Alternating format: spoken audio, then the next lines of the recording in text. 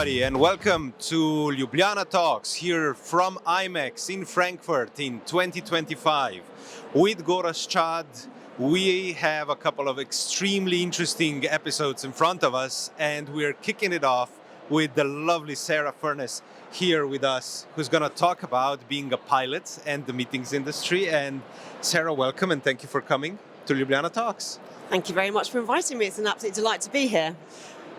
Having you here, and you will be doing some talks and some lectures later on during the IMEX Educational. Of course, what would you say are the parallels that you see between being a combat pilot and the leadership in the meetings industry? Yeah, so a couple spring to mind. The first sort of obvious parallel is that the events industry is very fast-paced, it's fast-changing, it's dynamic, there's a lot of pressure to perform. And probably I sense that often it's quite hard to get feedback and you only really know if it's going wrong. So you have to be quite resilient, you have to be able to perform under pressure. So that's the kind of obvious parallel. But I think the other sort of slightly more poetic parallel, if you like, is as a helicopter pilot, we understand that our job is to get people where they want to be versus where they are right now. So, pilots, we love to talk about ourselves, right? We've got great big egos, but actually you work out fairly quickly that you're just the person that's getting them somewhere. And actually, I think it's the same in the events industry. People come to an event because they're looking for a solution to a problem, or they're looking for that missing piece of their jigsaw. So actually the event industry is about getting people from where they are to where they want to go, and you've got to tap in to your audience, understand where they're trying to go to deliver a really good output. And it's exactly the same as a helicopter pilot. You're actually just the taxi driver getting them from A to B. And I think the moment you realize that is the moment very complicated taxi. Very complicated. Yeah. But I think the moment you realize that, and you actually weirdly realize it's not about you, it's about where people are trying to get to and how you get them there. Amazing, Sarah. There is always a co-pilot with you. So why is that so? And is it possible that you fly the helicopter by yourself? And if my next question is, what if AI will be capable to fly? Is it possible, or this is just... I mean, for sure, right? So yes, in the helicopter I flew, there was always 3 crew. So co-pilot and then someone down the back who we call the crewman. So yeah, you're definitely a team and you delegate jobs. You can't do everything at once, or you can try, but you'll do it badly. So you definitely delegate the tasks and you sort of divide and conquer. And I'm sure there's a parallel there with the events industry as well. Yes. The role of a pilot that we're trying to, the way that we're discussing it now really does sound very similar to a meetings organizer. Yes. You control the buttons, you see when something's blinking, when what buttons to be pushed, and the speed. You can adjust a lot of things within an event, right? And of course the preparation is crucial, and then the follow-up and all that. And in many analyses, it is usually pilots, firefighters, and event managers that are described as the most stressful jobs. Would you agree with that comparison? So I can only speak about being a pilot, really. Although I would consider myself as part of the events industry now because I give speeches for a living. And my partner would definitely testify to the fact that I get very stressed because I'm preparing, I'm rehearsing, I'm debriefing, I'm refining. So I'm applying a very similar mindset to speaking that I did to flying. And maybe that's just because of how I am, but I actually think that it does make a natural kind of translation. So I can see that events management is stressful. I think you missed off moving house. That's supposed to be very stressful too. I don't know where that fits in, but I feel that there's some logistics in there. As a job, moving house. I mean, I'm just saying it's one of the most stressful things that you can go through as a human. So probably. Sarah, why to be a pilot? Can you explain your story? I'm really looking forward. Tell us more about why you decided for becoming a pilot and so on. So the truth is, I watched a film when I was 12. You might have heard of it. It's Top Gun. I watched Top Gun. I will not say how many times. Okay. Yeah, okay, so I watched it many times. Okay. And I watched this film and I thought it was the coolest thing ever. And then I remember, like, the next day, I went for a walk with my family, and my brother was a bit older than me, and he had this leather jacket, and it was a bit like the one that Maverick wore. And I put it on, and I said to my dad, "Do you think I look cool?" And he said, "I could totally see you as a pilot, Sarah." And my 12-year-old brain just went, "Cool, that's what I'm going to do," basically. So that was kind of it. And it was difficult. Can you explain also that? What is the process actually? So it started for me by joining the Air Cadets when I was 13, and so you sort of get kind of involved in that way of life from a young age. But then the first thing you do is you go through officer and aircrew selection, which is at RAF Cranwell. And I remember back in those days, it was single-sex syndicates. So it was all girls applying at the same time to be a pilot. And only one of us passed the aptitude test to be a pilot, which apparently was me. So I remember at that point realising how statistically unlikely it was that I was going to make it. But I got through, and then the next thing that happened is they said that my arms were too short, which is a common thing for women because we tend to be smaller. And the planes are not designed around people, they design the people around the planes, right? So I basically had to stretch my arms to get into the Air Force. Wow. Which is a whole story. What a story. Yeah. Go on. I mean, you could easily be too tall for a tank driver as well. So there's, the military has a lot of interesting applications for different body types, I guess. Yeah, I mean, actually, I know, in the spirit of fairness, I know men that were turned away because the leg, the femur, if it's too long, when they eject, their knees get cut off. So you couldn't be too tall either. So you couldn't be too short, you couldn't be too tall. There you go. So talking about physical, handicaps and so forth, but there's also the mental element, of course. And in the meetings industry, more and more we talk about mental wellness, mental well-being, taking care of your mental state. I would imagine that is the same in your case. Yeah, it really is. I think it's something that can creep up on you. I think if you're in this industry, in the flying world, you probably pride yourself on being quite resilient, and you're probably selected because you appear quite resilient. And I think something that inevitably some of us have learned the hard way is that everybody's breakable. And you don't get prizes or extra medals for working harder, for never seeing your children, for never sleeping. There's no extra medal in that for you. So you actually need quite a lot of discipline. Self-care is it's really easy to see that as a luxury or something that doesn't apply to me. But I've seen people fall foul of that, myself included. If you don't look after yourself, then it starts to show. What would you say are the signs to watch out for? Because I think we all kind of, go, oh, I'm okay, and yeah, I'm stressed, but that's just a part, and I'm stronger than this, and these things compile. So What would you say we need to watch out for? So in the military, we're big on discipline, obviously, being on time and, being smart and all the rest of it. And so what we were taught to look for as leaders was anything that manifests as indiscipline might actually be there's something going on underneath. But really, the first sign is a change in behaviour. So, when you've been working with someone and you live in each other's pockets, you will know what they're like.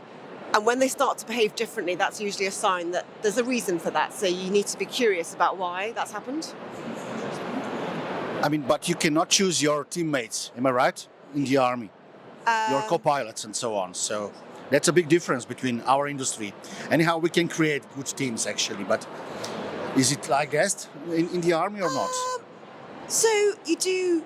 So I was a squadron leader, which meant I did have some agency over who was in my team. Okay. And I did, select people that I thought would be a good fit. And then also when you're flying, you crew up people and you sort of crew them up depending on their strengths, their personality types, how you think they're going to get on with each other. So there is a reasonable amount of thought that goes into it. Okay. So you maybe don't choose your team, but you can choose how you put that team together, I suppose. Good. And I'm thinking a lot about, you are training for unnormal situation. Eh? You were trained for that, but you want to achieve a comfort zone inside the cockpit. Am I right? So how does it fit together, these two things? So you have all the backups and everything probably in the helicopter, but Yeah. You're training for unbelievable situations. So how this fits together, Yeah, so we have a phrase in the military, Yeah. train hard, fight easy. Yeah. So we train a lot, and actually that's the difference between the military and events, because you're on your front line every day, right? Yeah. Whereas actually we spend most of our time at home training, and we spend a small portion on the front line. So we train a lot. But I guess the principle is how you kind of measure up when the pressure is really on is a sum of all of the training that you've done previously. And so we train really hard. We train hard, fight easy, so that when the pressure is really on you, you don't have to think. It's kind of a natural, automatic. Yeah. The back of the brain. Yeah, exactly. So we work really hard on that. And also on building that trust with the crew so that, if something doesn't feel right, you've got the kind of rapport to be able to say, this doesn't feel quite right, we need to rethink this. Because when you're in the heat of battle, that's not a great moment to have doubt. Do you have some really experiences from the battles or? So I think when you're in the heat of battle, you've got to be quite decisive. You can't really afford to kind of go, is this the right thing? I think you've got to make a decision and go with it. Mm-hmm. Even if it's not the best decision, it's still better than no decision. Yeah. So I think you've got to be quite decisive and go for it. But I think when you land and you debrief, that's really important. And we debriefed meticulously every time to work out, okay, what went well, what could we have done differently in the next mission, so that we can take that learning onto the next mission. So is flying beautiful or not? Of course. Or it's just, can you tell us more about that? How does it feel?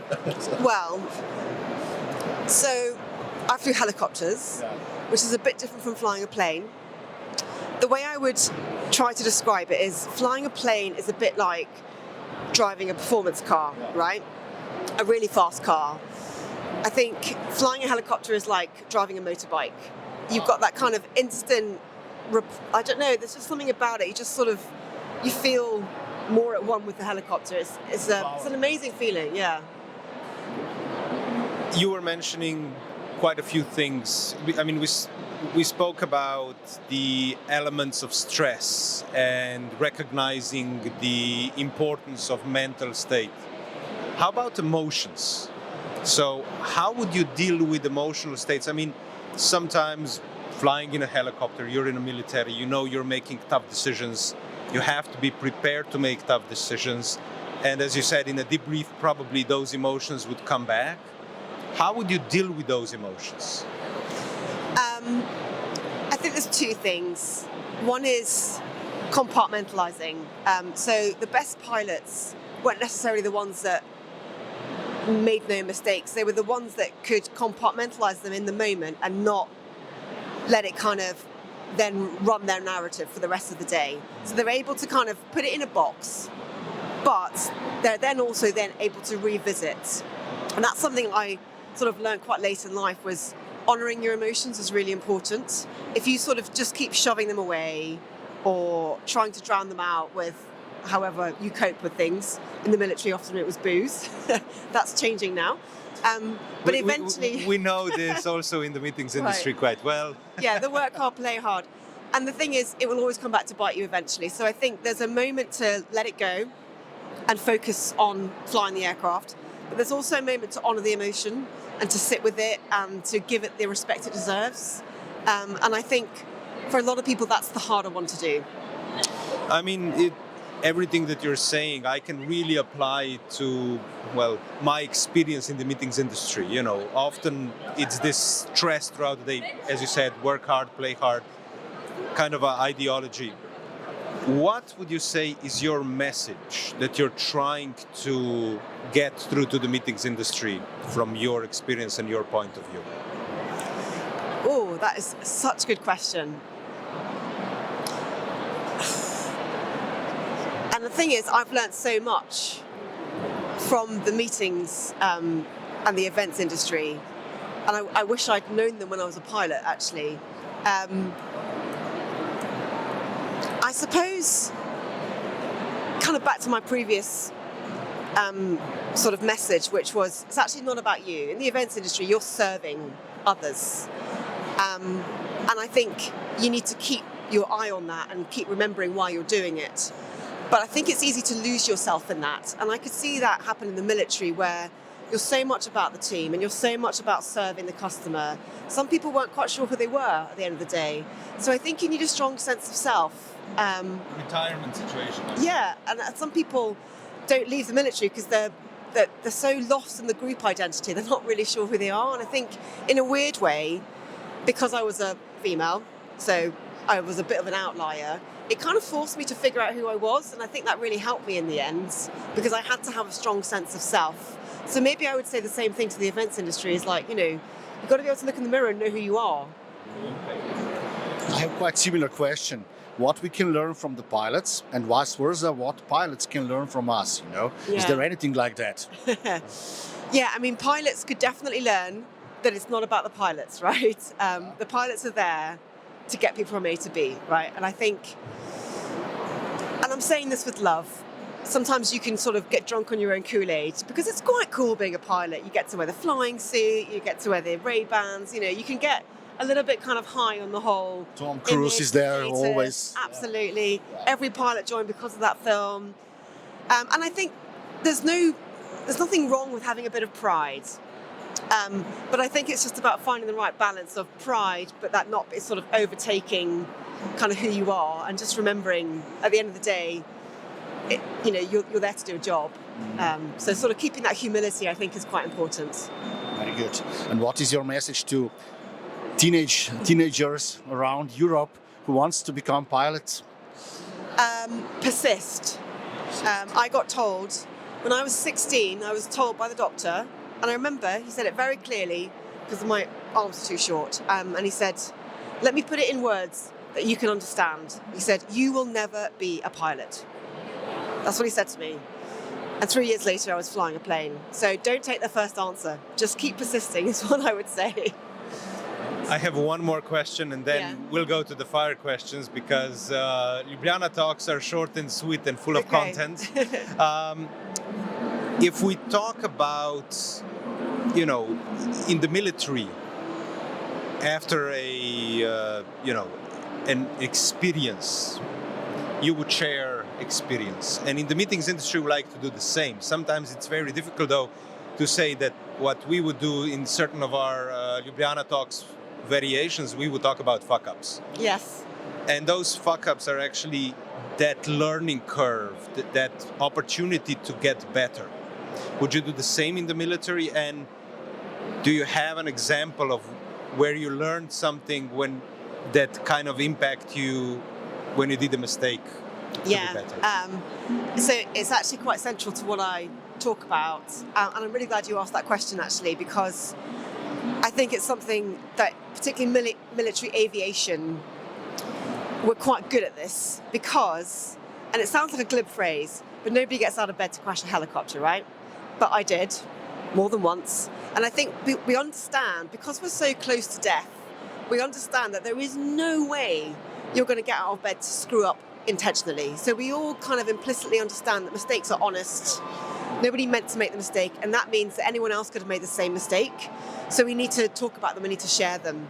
And actually, giving sort of peer feedback, being able to sit in a space where, it's not going to come back on you, but you can share your mistakes, whether that's in the bar or over a coffee or whatever. That is a really powerful bonding moment, but you learn so much in those conversations that happen in the sides. And we did have a routine way of doing, which was the debrief. So after every mission, we debrief. And that was really good. But just as importantly, it's the chat that happens in the crew room afterwards, and sort of having that vulnerability, being able to laugh about it a little bit. But actually, that's where lots of learning happens.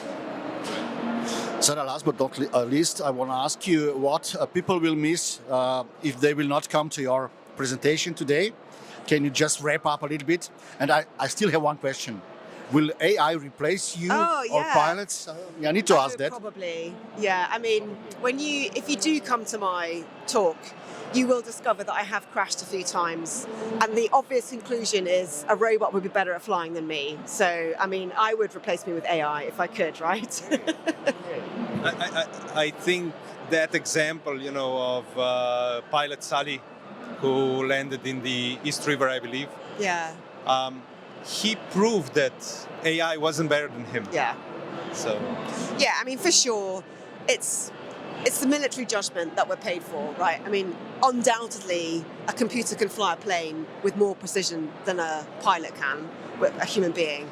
But it's the decision making. I think we're a long way off being able to replicate that. And the human, the ethical decisions. I flew special forces missions where we were capturing, bad guys and having to make quite difficult decisions about, things that will stay with you for the rest of your life. I had to make a decision whether or not to leave a man to die on the side of a hill because I knew that if I continued, I was going to crash the helicopter into the side of the hill. And I chose to leave someone on the side of a hill and save my crew. I think we're a long way off AI being able to make those decisions. Yeah, I mean, those are tough decisions, and I think you made the round once. You're still here. We usually finish with a round of fire questions. Okay. And I'm going to start with a different one. It's not going to be either or, but I'm going to ask you, what would be your bird of choice? If you could choose any helicopter, any plane that you could fly, or what would it be? Or bike. Yeah. Oh, you're testing my loyalty now. Gosh. So I think probably the coolest helicopter in the world is the Huey. There's something about the noise of the blades, the fact that it kind of flew in the jungle in Vietnam, the fact that it used to chop its way out of the jungle. I don't know. I think like every helicopter pilot has read the book Chicken Hawk, and we've all got a real love for Hueys. So I think the Huey is probably going to be the coolest helicopter. Amazing. I will finish with a simple question. Virtual or live events, what is your opinion? You can ask shortly or you can answer shortly. So virtual or live events? Virtual or live events? I mean, 100% live for me, because I think it's about the connection, and I find that really hard to do that kind of to a screen. So, yeah. Sarah, thank you very, very much for taking your time to do a Ljubljana talk, and it was a pleasure talking to you. Likewise. Thank Thank you you very much. Thank you.